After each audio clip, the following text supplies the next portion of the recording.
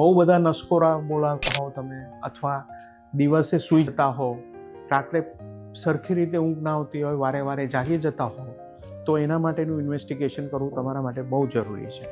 આજે slip day છે, તો હું દરેક જણને સ્લીપ વિશેના ડિસઓર્ડર અને એનું હાર્ટ રિલેટેડ શું ઇશ્યુઝ થઈ શકે એ માટેની સમજ આપીશ. બે વસ્તુ તમારે યાદ રાખવી જોઈએ.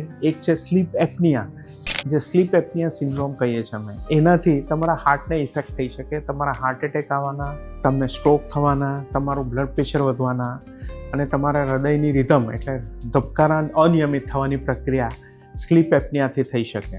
અને બીજો પ્રોબ્લેમ છે, આજના જમાનામાં વધારે પડતું ટેલિફોન યુઝ કે સોશિયલ મીડિયા યુઝ અને રાત્રે મોડા સુધી ટીવી જોવાથી ઇન્સોમ્નિયા થાય છે. એનાથી તમારા હૃદયને, તમારા સ્વાસ્થ્યને ઘણી બધી બુરી અસર થાય છે અને તમારે એનું ધ્યાન રાખવું બહુ જરૂરી છે.